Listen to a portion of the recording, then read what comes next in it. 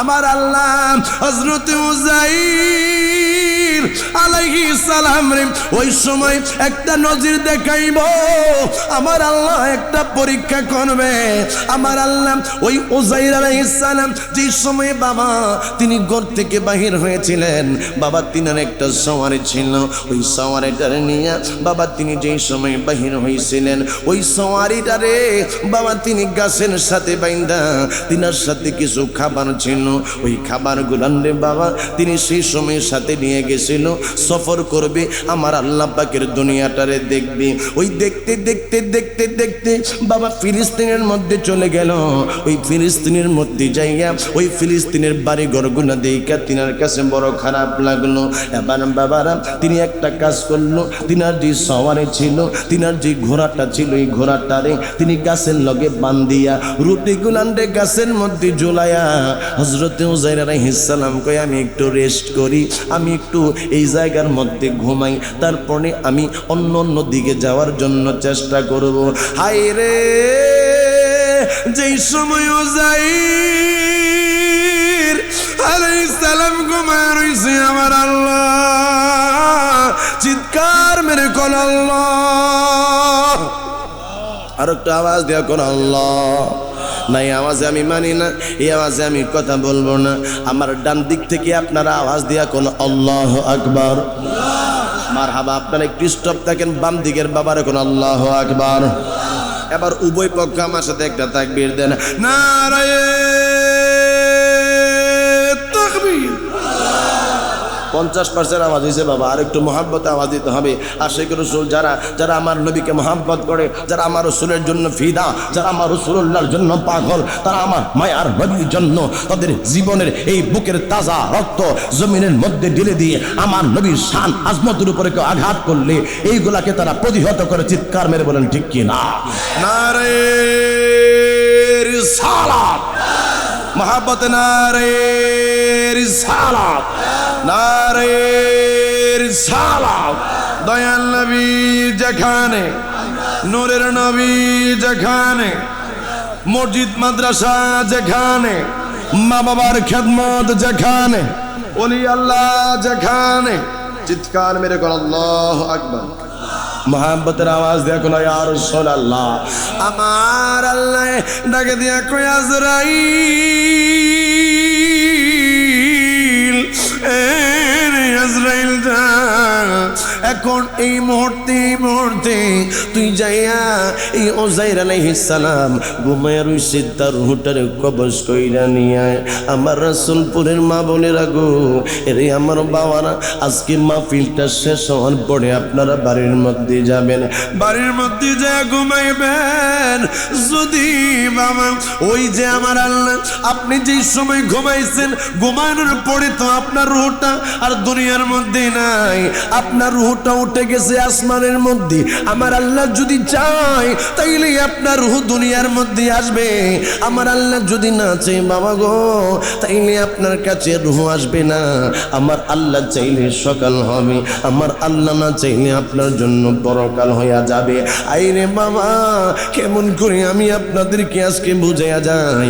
এই যে আমার এই যে বাম পাশে আমার সহসভাপতি আব্দুল ওয়াহাবুল্লাহ চৌধুরী সাহেব আছে, তিনি বাবা সম্পদের মালিক। তিনার সম্পত্তি এখন আছে, আগে ছিল তিনার বাবা নাই, বাবার আগে দাদাই ছিল, দাদাই নাই, দাদার বাবার আগে তার বাবাই ছিল, তিনি নাই। আমার বাবা একদিন থাকবে না, তার সন্তানেরা সম্পত্তি খাবে, তার সন্তানেরা থাকবে না, তার সন্তানের পরে সন্তান নাতিনাত করোনা খাবে, নাতিনাত করোনা এক সময় থাকবে না, তারপরে পরবর্তী প্রজন্ম আসবে।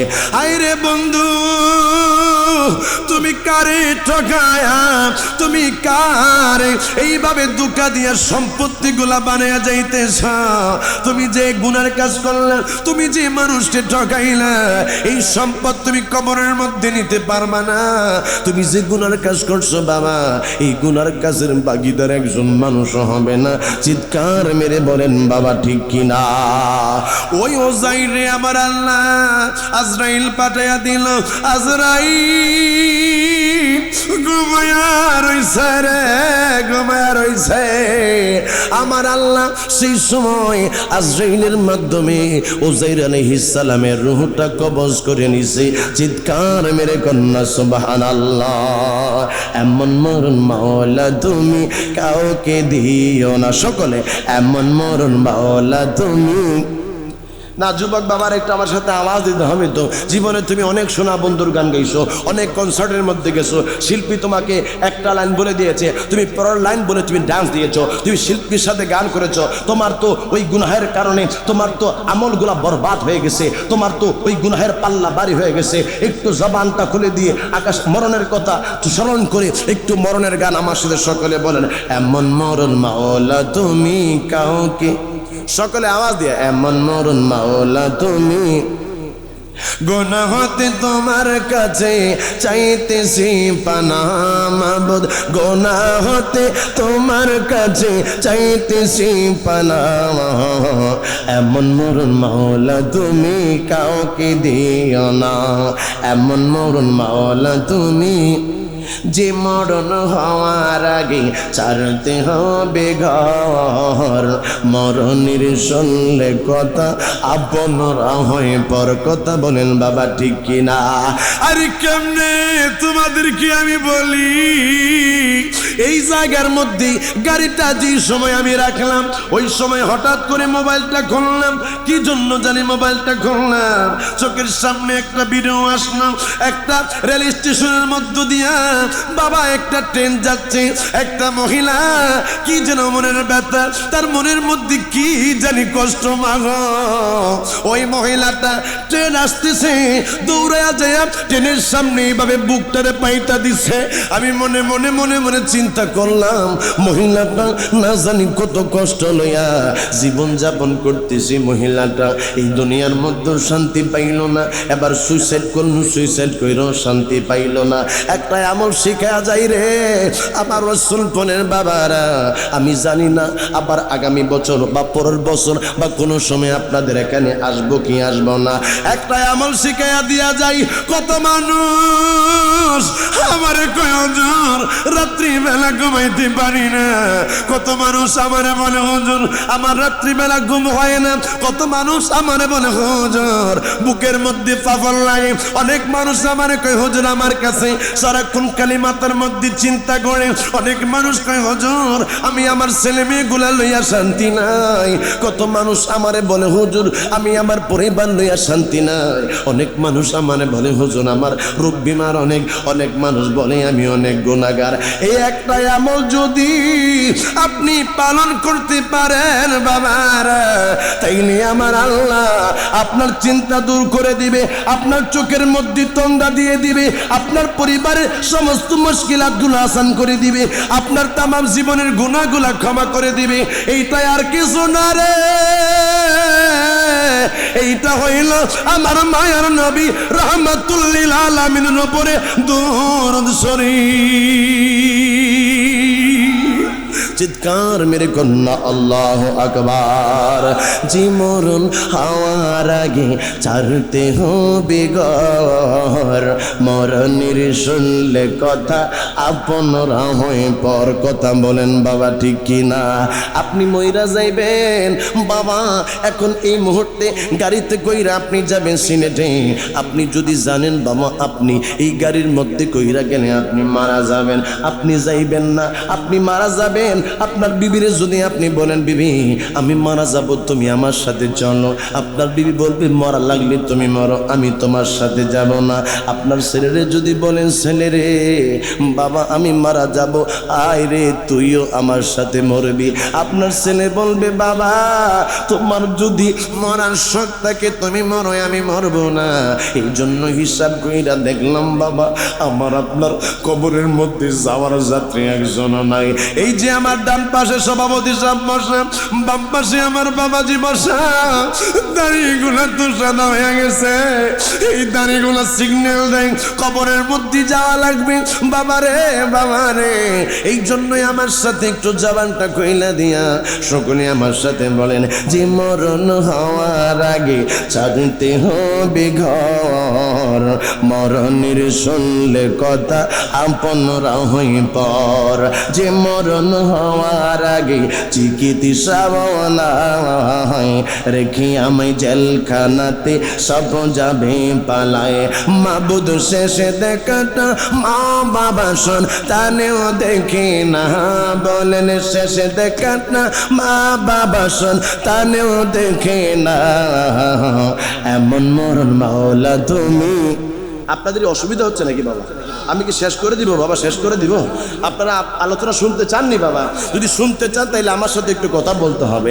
এমন মরণ মাওলা তুমি, এমন মরণ মাওলা তুমি, যে মরণ লাশ হলে কেউ চায় না গোসল দিতে, আসে না ছেলে বাবার কফিন কাঁধে নিতে।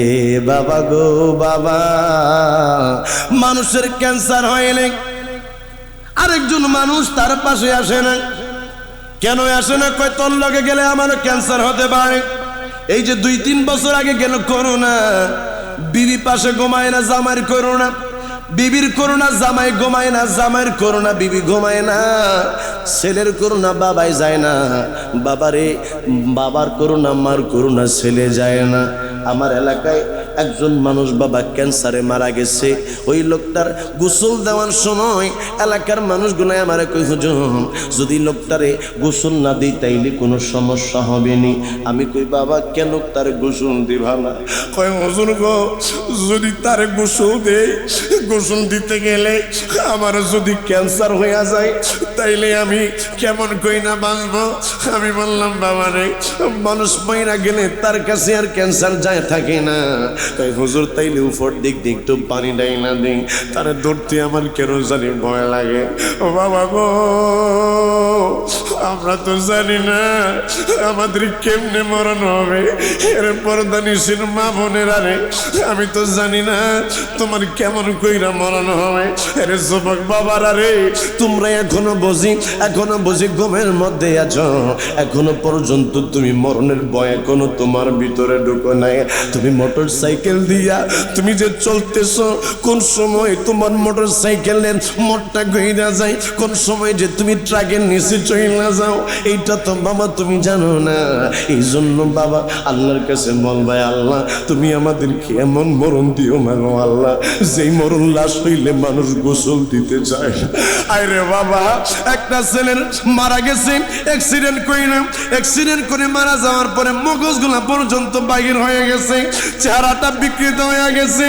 মানুষ আমারে কয় হুজুর তারে গোসল দিতে ভয় লাগে, তার শুধু উপর থেকে পানি ঢাইলা দিলে চলবে নি হুজুর, আমি তার গোসল দিতে পারবো না, আমার কাছে ভয় লাগে। এই জন্য আমার সাথে সাথে বলেন যে মরণ লাশ হলে কেউ চায় না গোসল দিতে, আসে না ছেলে বাবার কফিন কাঁধে নিতে। জানাজা দাফন কাফন ভাগ্যে যদিও হয়, মানবতার ফেরিওয়ালা সেটাই অসহায়। মাবুদ এই পাপীদের কঠিন ইমতিহানে ফেলো না, বলেন এই পাপীদের কঠিন ইমতিহানে ফেলো না। এমন মরণ মাওলা তুমি, সকালে আওয়াজ দিয়া বলেন এমন মরণ মাওলা তুমি। আমার আল্লাহ কয় না তাকুনু ইউদ্রিকুমুল মাউত ওয়ালাউ কুনতুম ফি বুরুজিম মুশাইয়াদা। আমার আল্লাহ কয় মৃত্যুর সময় হইলে পাগলা তুমি কই যাইবা? মৃত্যুর সময় হয়ে গেলে আজরাইল তো দেরি করে না, মৃত্যুর সময় হয়ে গেলে আজরাইল তো আর বিলম্ব করে না রে। কই তুমি যাইবা, কই যাইয়া পলাইবা? তুমি যেই জায়গার মধ্যে থাকবো সেই জায়গার মধ্যে আজরাইল যাবে। আমার আল্লাহ ডাকে দিয়া কয় আজরাইল,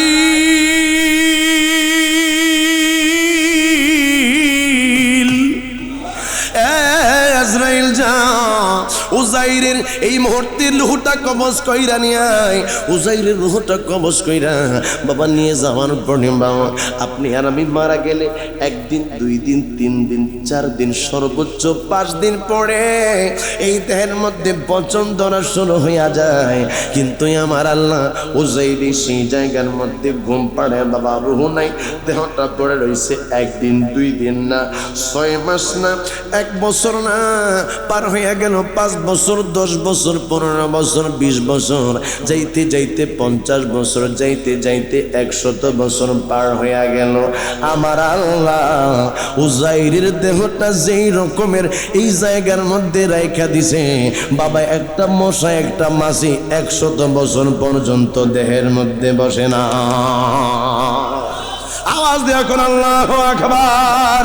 আইরে যদি উজাইর আলাইহিস সালাম আল্লাহ পাকের নবীর থেকে তিনি বড় নবী না, যদি উজাইর আলাইহিস সালাম নে আমার আল্লাহ ওই রকমের মৃত্যু দিয়ে 100 বছর পর্যন্ত বাবা তিনারা যদি জিন্দা, আমার আল্লাহ যদি দেহের মধ্যে কোনো মশা মাছি না দিয়া তিনার দেহটা যদি অক্ষত অবস্থার মধ্যে রাখতে পারে আমার আল্লাহ, আমার মায়ার নবীরে, আমার নূরের নবীরে রওজা মোবারকের মধ্যে জিন্দা রাখতে পারে কি পারে না? চিল্লান দিয়া কল পারে কি পারে না? হাত তুলে দেখান নবী পারে কি পারে না? নারে তাকবীর, নারে রিসালাত, নারে রিসালাত। আজকে রাসূলপুর জামিয়া আহমদিয়া সুন্নিয়া মাদ্রাসা, এই মাদ্রাসাতে সন্তান পড়লে তো নবীর প্রেমিক হবে। এই মাদ্রাসার মধ্যে সন্তান পড়লে এরা ওলি আল্লাহ পাগল হবে। এই মাদ্রাসাতে আলেম ওলামা যারা হবে এরা আমার নবীর পক্ষে সব সময় থাকবে। বলুন এই মাদ্রাসা হওয়াতে আপনারা খুশি না বেজা? আওয়াজ দেয়া বলেন খুশি না বেজা? নসিবওয়ালা তারা যারা এই মাদ্রাসার জন্য যাদের সদস্য, নসিবওয়ালা তারা যাদের সন্তান মাদ্রাসায় পড়ে, নসিবওয়ালা তারা যাদের টাকায় এই মাদ্রাসা চলে, নসিবওয়ালা তারা যারা এই মাদ্রাসার মধ্যে খেদমতের আঞ্জাম দিয়ে যাচ্ছে, নসিবওয়ালা তারা যারা এই মাদ্রাসাকে মহাব্বত করে। চিল্লান দিয়া বলেন বাবা ঠিক কিনা? বলতেছিলাম উজাইর আলাইহিস সালাম 100 বছর পরে আমার আল্লাহ এবার আজরাইল বলতেছে, আজরাইল রে, আজরাইল আমি তো এর 100 বছর পর্যন্ত এই জায়গার মধ্যে যে তারে যে ফালায় থুয়ে দিছি, রুহু তো নাই, কিন্তু এই জায়গার মধ্যে তো দেহটা ঠিক আছে। আল্লাহ যে ওই যে এই উজাইর আলাইহিস সালামের সাথে যে বাহনটা ছিল